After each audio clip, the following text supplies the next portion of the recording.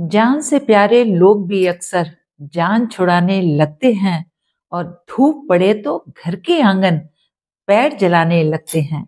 अपनी इन्हीं पंक्तियों से आप सभी का बहुत बहुत स्वागत करती हूँ और उम्मीद करती हूँ कि आप जहाँ कहीं भी होंगे स्वस्थ और खुशहाल होंगे। नया साल शुरू हो गया है और लोगों ने नए नए रेजोल्यूशन भी ले लिए होंगे कि इस साल हमें ये करना है और ये नहीं करना है ताकि उनकी लाइफ बेहतर बन सके।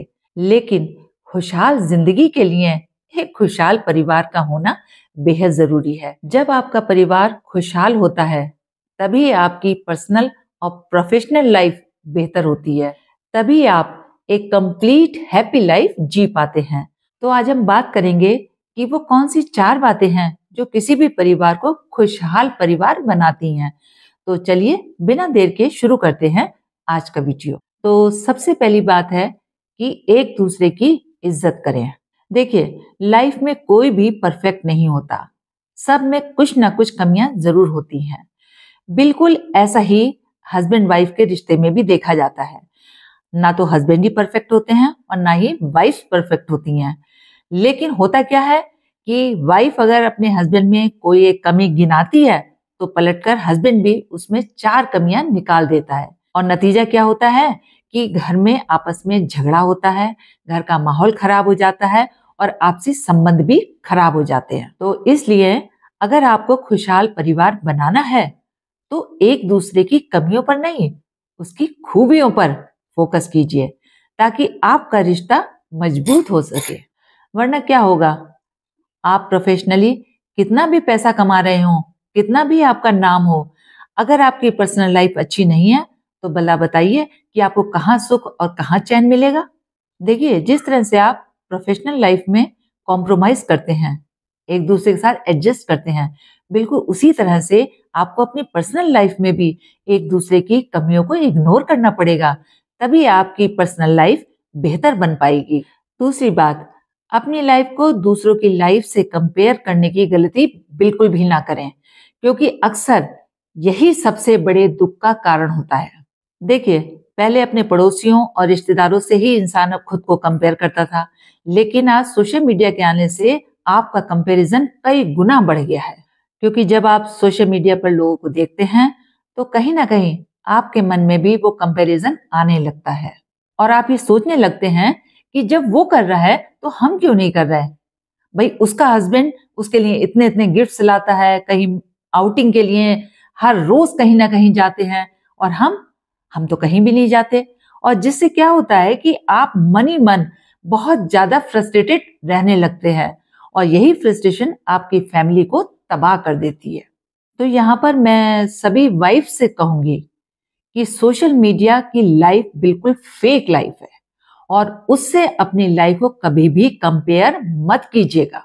देखिए, आपको बिल्कुल एक सच्ची बात बताती हूँ।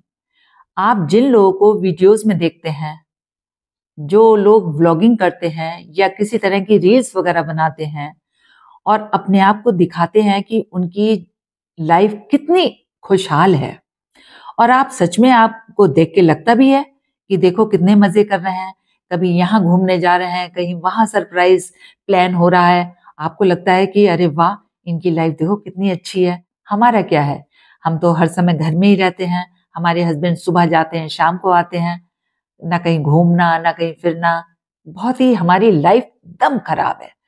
तो मैं आपसे एक बात कहूंगी कि जो लोग ये इतना खुशहाल अपने आप को दिखा रहे हैं, तो क्या सच में इनकी लाइफ इतनी खुशहाल है? नहीं।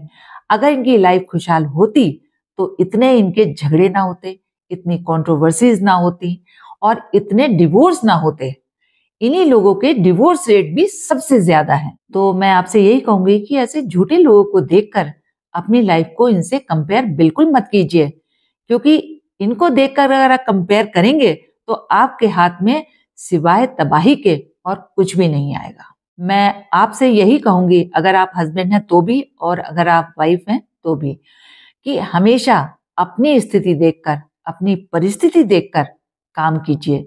जो आपको ठीक लगता है वही कीजिए और एक बात को अच्छी तरह से अपने दिमाग में बिठा लीजिए कि ये आपका जीवन है और आपको खुद जीना है। आपका पड़ोसी क्या कर रहा है, आपके आसपास के लोग क्या कर रहे हैं, इससे आपके जीवन पर कोई भी असर नहीं पड़ना चाहिए। तीसरी बात, अगर आप माता पिता हैं तो अपने संबंध अच्छे बनाइए, क्योंकि आपके बच्चे आपको देखकर ही सीखेंगे।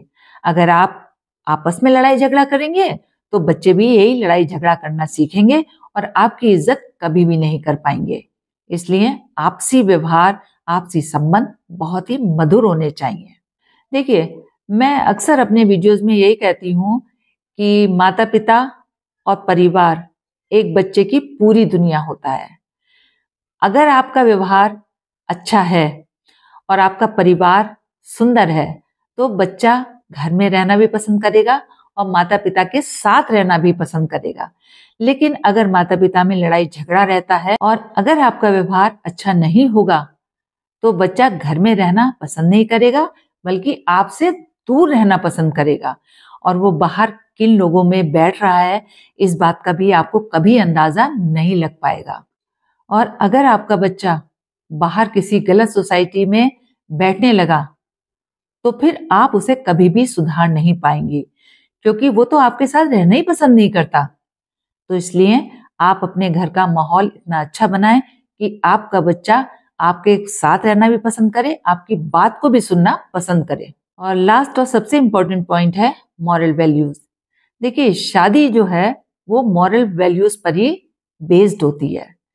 जब आप मॉरली स्ट्रांग होते हैं तभी एक दूसरे के साथ निभा पाते हैं, और जब आप मॉरली स्ट्रांग होंगे तभी आप अपने बच्चों को भी मॉरल वैल्यूज दे पाएंगे। अगर आप मॉरली वीक हैं तो आप अपने बच्चों को कैसे मॉरली स्ट्रांग कर पाएंगे? नहीं कर पाएंगे ना। वरना क्या होगा, आप देख ही रहे हैं आज समाज में क्या चल रहा है। पति पत्नियों पर अत्याचार कर रहे हैं, पत्नियां पतियों पर अत्याचार कर रही हैं, बच्चे माता पिता की बात नहीं सुन रहे हैं, कोई किसी के साथ लिव इन में रह रहा है, कोई बिना शादी के ही बच्चे पैदा कर रहा है, कोई शादी के बाद किसी के साथ अफेयर में है और कोई अफेयर चला के किसी का मर्डर कर रहा है। ये सब क्या है? इन सब के पीछे का जो एक कारण है वो है मॉरल वैल्यूज का ना होना। इसलिए जो भी लोग मुझे सुन रहे हैं उन सभी से मैं ये कहूंगी कि आप खुद को मॉरली स्ट्रांग कीजिए, क्योंकि जब आप मॉरली स्ट्रांग होंगे तभी आप शादी को निभा पाएंगे, और जब आपकी शादी अच्छे से चलेगी तभी आप अपने बच्चों को मॉरल वैल्यूज दे पाएंगे। और यही मॉरल वैल्यूज एक अच्छे परिवार का निर्माण करेगा और अच्छे परिवार एक अच्छे समाज का निर्माण करेगा। लेकिन अगर आप ऐसा नहीं करते हैं, इस तरह के क्राइम दिन ब दिन बढ़ते ही चले जाएंगे। उम्मीद करती हूँ कि मेरी बात आप तक जरूर पहुंची होगी और आप अपनी जिम्मेदारी को भी समझ गए होंगे। चलते चलते आपसे इतना ही कहूंगी कि दुनिया चलाने का काम लोग नहीं बल्कि भगवान करते हैं। इसलिए लोगों की निगाह में नहीं, भगवान की निगाह में अच्छा बनने का प्रयास जरूर कीजिएगा। आज के लिए बस इतना ही, फिर मिलेंगे नेक्स्ट वीडियो में। तब तक के लिए जय हिंद, जय भारत।